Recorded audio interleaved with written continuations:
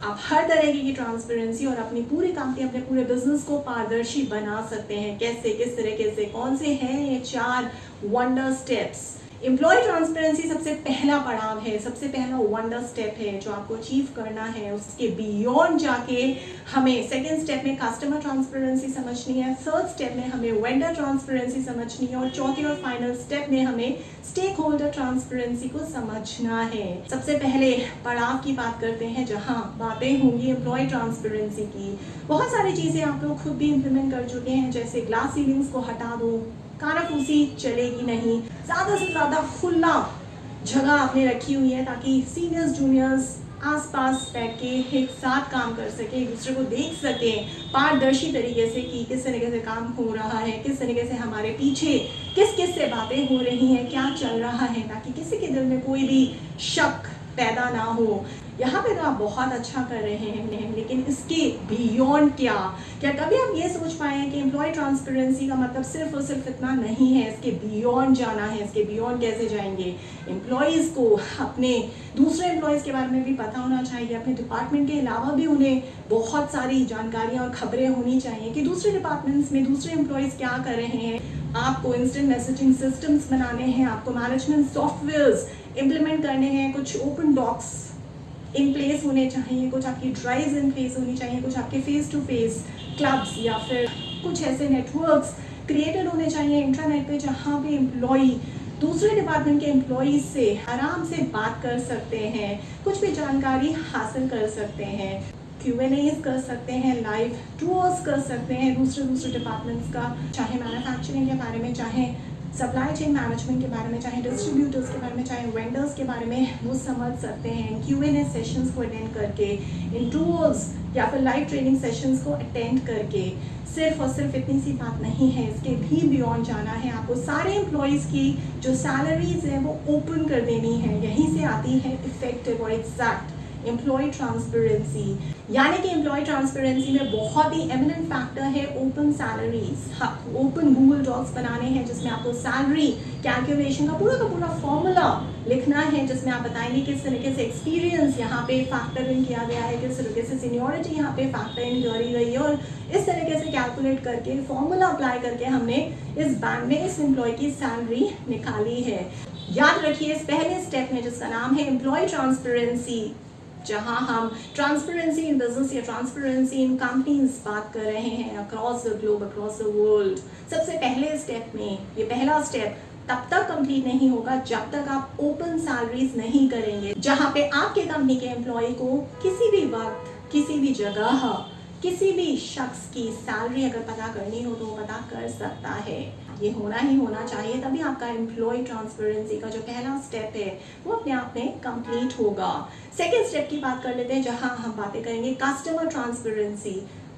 अब customer transparency में हमें क्या क्या करना है, क्या क्या कर सकते हैं। कस्टमर ट्रांसपेरेंसी में हमें अपनी कंपनी की जो वेबसाइट है उस पर हमें सप्लाई चेन मैनेजमेंट के बहुत सारे प्रोसेसेस को एनलिस्ट करना पड़ेगा। हमें मैन्युफैक्चरिंग और डिस्ट्रीब्यूशन के वीडियोस इन्वेस्ट करने पड़ेंगे, उनके लिंक्स अटैच करने पड़ेंगे ताकि जो भी कस्टमर आपसे कोई भी प्रोडक्ट या सर्विसेज खरीद रहा है, फॉर एग्जांपल वो जानना चाहता है कि जो प्रोडक्ट मैंने आपसे खरीदा है, इस कंपनी से खरीदा है, उस प्रोडक्ट में कौन कौन से रॉ मटेरियल्स इस्तेमाल हुए हैं, किस तरीके से इस प्रोडक्ट की पूरी मैन्युफैक्चरिंग की गई है और किस तरीके से इस प्रोडक्ट को डिस्ट्रीब्यूट करके फाइनली बेचा जाता है और आप तक पहुंचाया जाता है।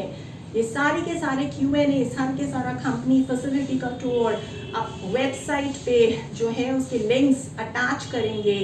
कस्टमर जो भी जानना चाहता है और वहाँ पे आप अपना फीडबैक का कॉलम भी डालेंगे, जिसकी वजह से अगर कस्टमर आपको किसी भी तरीके का आपकी मैन्युफैक्चरिंग, डिस्ट्रीब्यूशन या फिर SCM आपकी वैल्यू चेन के ऊपर किसी भी तरीके का कोई भी सोल्यूशन या फीडबैक दे रहा है तो आप उसको आराम से पढ़ सकते हैं और इम्प्लीमेंट कर सकते हैं। थर्ड स्टेप में हम बातें करेंगे वेंडर ट्रांसपेरेंसी की। वेंडर ट्रांसपेरेंसी मतलब कि वेंडर्स के लिए हमें एक्स्ट्रा नेट क्रिएट करना है। आप अगर कोई बिजनेस चला रहे हैं या कोई कंपनी रन कर रहे हैं तो आपको एक्स्ट्रा नेट क्रिएट करना है जहाँ पे सारे के सारे वेंडर्स को आपके कंपनी के, आपके बिजनेस के एक्सेस हो, जहाँ पे वो जा सके, वो किसी भी प्रोसेस के बारे में, किसी भी सिस्टम, किसी भी पॉलिसी के बारे में, किसी भी वैल्यू चेन या किसी भी सप्लाई चेन मैनेजमेंट के प्रोसेस के बारे में, मैन्युफैक्चरिंग के बारे में, डिस्ट्रीब्यूशन के बारे में, रॉ मटेरियल प्रोक्योरमेंट के बारे में, किसी भी चीज़ के बारे में उन्हें जो भी जानकारी चाहिए आसानी से उस एक्स्ट्रा नेट पे मिल सकती है। वो उस चीज़ को एक्सट्रैक्ट कर सकते हैं। अगर आपने ये कर लिया तो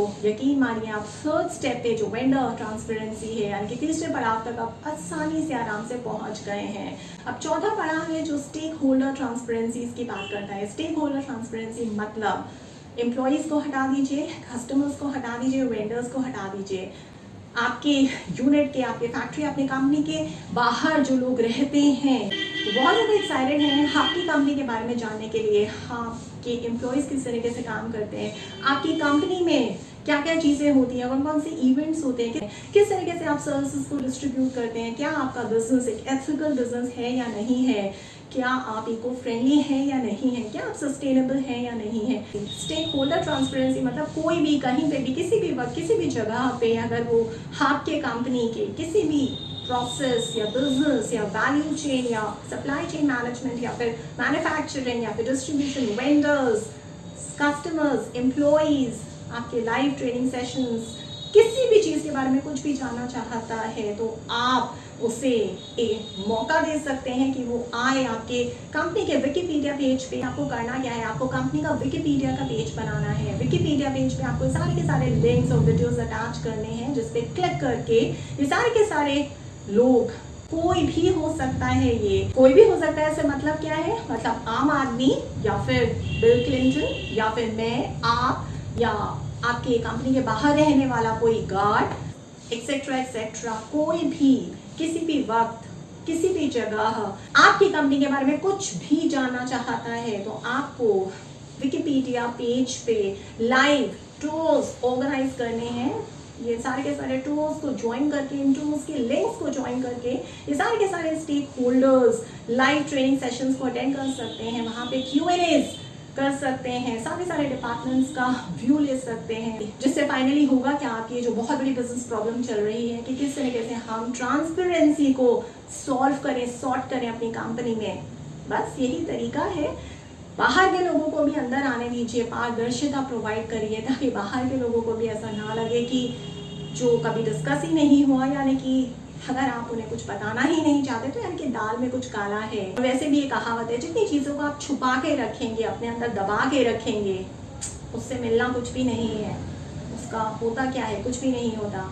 सब यही बोलते हैं कि इसके दिल में कुछ काला है, ये बहुत कम बोलता है, ये चिड़चिड़ करता रहता है, ये अपने आप में कुड़ता घूमता रहता है। जो ज़्यादा बोलते हैं, यानी कि जो ज़्यादा अपने बारे में बताते हैं, खुल के बताते हैं, पारदर्शिता रखते हैं अपने बारे में, अपने कंपनी, अपने बिजनेस के बारे में, वही लोग साफ दिल के, साफ कंपनी के और साफ बिजनेस के होते हैं। ये बात सही भी है। तो बस ट्रांसपेरेंसी को आज से, इस वीडियो को देखने के बाद से सिर्फ और सिर्फ एम्प्लॉय ट्रांसपेरेंसी मत समझिए। एम्प्लॉय ट्रांसपेरेंसी तो सबसे पहला पड़ाव है, सबसे पहला स्टेप है। दूसरा पड़ाव है कस्टमर ट्रांसपेरेंसी, तीसरा पड़ाव है वेंडर ट्रांसपेरेंसी और चौथा पड़ाव है स्टेक होल्डर्स ट्रांसपेरेंसी। जहां आपने चारों पड़ाव पूरे कर लिए, वहीं सही मायनों में आपने everything about transparency in business समझ लिया। और हाँ, ट्रांसपेरेंसी मेंटेन करते करते आपको एक बात का बहुत ज़्यादा ख्याल रखना है कि आपकी सस्टेनेबल कम्पिटिटिव एडवांटेज लीक नहीं होनी चाहिए।